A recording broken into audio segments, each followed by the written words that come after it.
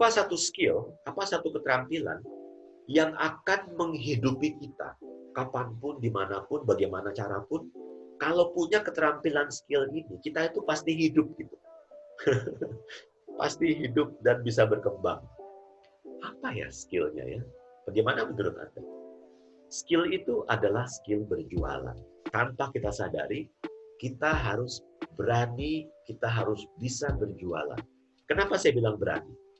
Karena mulut ini rasanya berat sekali kalau kita mau menjual sesuatu.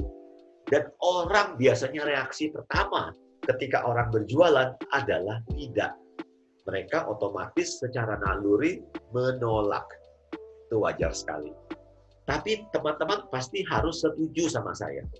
Kalau kita bisa berjualan, hidup kita akan sukses. Apapun bisa kita jual, betul nggak? Nah sekarang, bagaimana caranya berjualan? Saya mungkin cerita dulu. Ya, tahun 1998, kerusuhan Jakarta, ya bulan Mei, waktu itu Soeharto turun, bakar-bakaran, bunuh-bunuhan, dadadadadat. Saya sudah punya pacar di Bali, akhirnya saya goodbye Jakarta, saya tinggal di Bali. Waktu itu saya ngekos sama teman saya berdua. Saya masih ingat, saya kehilangan motor. Waktu itu motor saya dicuri di Jakarta. Wah, itu sakit hati banget. Tapi kemudian saya di Bali ini pinjam sepeda gayung. Tiap hari pulang pergi naik sepeda gayung, saya bekerja. Ya. Gaji saya waktu itu kalau nggak salah Rp900.000 per bulan. Dan itu harus cukup untuk kos, makan, dan lain sebagainya. Oke. Tapi ini yang saya ingin ceritakan, the power of one, kekuatan dari satu orang. Teman-teman, ketika saya bekerja di international school, saya membantu guru ya. Saya itu adalah asisten guru, saya ngajar bahasa Indonesia juga. Nah, yang menarik adalah saya berusaha untuk selalu ramah, tersenyum, baik kepada orang tua, kepada anak-anak. Guess what? Ini saya sebut the power of one person, kekuatan dari satu orang. Ada satu orang, ibu, yang suaminya bule, di Bali kan banyak tuh kawin-kawin campuran seperti itu ya. Dan dia meminta saya untuk kasih les anaknya. Saya kasih les anaknya waktu itu di jam-jam kosong ya, karena sorenya saya kuliah ekstensi bahasa Inggris ya. Tapi saya pasti ada waktu di mana saya bisa memberikan pasti ada waktu untuk dapat uang tambahan dong. Tapi yang menarik adalah satu orang dari satu orang tua ini muncul klien baru, ya kan? Muncul orang tua lain yang meminta jasa saya. Jadi saya tanam satu orang, tanam satu kebaikan, hasilnya adalah kebaikan lain. Kemudian, ketika saya masih di international school, saya diminta, saya mendengar satu lowongan menjadi seorang penerjemah, interpreter. Jadi bulenya ngomong apa, saya menerjemahkan. Pertama saya agak ragu, tapi saya direkomendasi sama orang yang kenal saya, karena orang ini pernah melihat saya menerjemahkan dalam satu ceramah, ya, dan dia merekomendasi saya. Singkat kata, saya dipakai. Satu program menghasilkan program lain, ya, dan bahkan saya pernah di Sukabumi, Secapa, sekolah calon perwira, 1 bulan pelatihan di sana. Nggak lama kemudian saya ke Semarang, Akpol, Akademi Kepolisian, menerjemahkan di sana.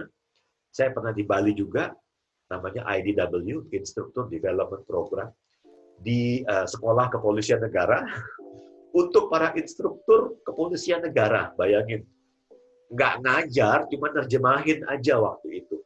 Tapi, the power of one, dari satu program ke program yang lain, ke program yang lain.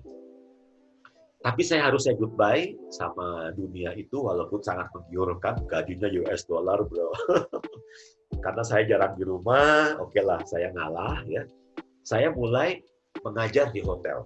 Saya mengajar bahasa Inggris di hotel. Satu hotel bisa sampai 4 kali, 4 batch yang berbeda. Satu hotel. Bahkan ada satu hotel yang sampai 12 kali batch yang berbeda. Satu dapat klien, terus berkelanjutan. Sampai tadi saya bilang ya, 12. Dan satu klien yang biasanya satu klien yang selesai akan merekomendasikan ke klien lain. Akan mengatakan, lu kalau nyari bahasa Inggris pakai aja orang ini gitu. Sampai orang mau rekomen kita, ya, mau ngomong baik tentang kita, mau kasih nama dan nomor WA kita. Itu sudah luar biasa. Gitu. Pertanyaannya, bagaimana caranya sampai orang mau berbuat seperti itu pada kita? Iya kan? Gimana caranya? Gitu. Nah, ini tentu tidak gampang. Ya. Seperti kata Pak James Gue dalam seminarnya, tugas dari seorang penyedia servis adalah tersenyum kepadamu. Ya, tapi kalau sampai tamu tersenyum kepadamu, berarti kamu sudah melakukan sesuatu yang luar biasa. Artinya apa? Artinya kekuatan dari sebuah sales yang baik adalah pelayanan yang baik. Pelayanan yang baik ketika kita berikan dengan sungguh-sungguh, walaupun kepada satu klien saja loh. Nanamnya satu, ingat, bisa jadi hasilnya adalah berlimpah-limpah. Ya. Jadi, jangan pernah menahan diri untuk memberikan pelayanan secara masif, secara habis-habisan, secara total. Sehingga ketika orang hitung-hitung, dia dibayar segini. Tapi pelayanan yang saya dapatkan tuh segini banyaknya gitu. Kan orang rasa sungkan. Bahasa Jawanya kan puhau ise, ya kan? Dan ketika kita bisa membuat timbangan ini seolah-olah jasa kita tuh lebih banyak daripada investasi yang dia berikan. Saya yakin ini. Saya yakin cara berpikir seperti ini. Orang akan hargai dan orang akan ingat dan orang akan rekomen. Gitu, ya. Dan saya sudah mengalaminya gitu. 98 masuk Bali naik sepeda, ya, hidup sampai sekarang dan bahkan sudah punya rumah, ya. Bukan sombong, enggak. Tapi kan saya mau membuktikan saja gitu sama teman-teman bahwa it's possible, ya. Ini mungkin gitu, ini bisa dicapai kalau pelayanannya prima, kalau pelayanannya bagus, kalau pelayanannya sungguh-sungguh dari hati. Karena orang bisa melihat, orang bisa membedakan, orang tahu loh bedanya.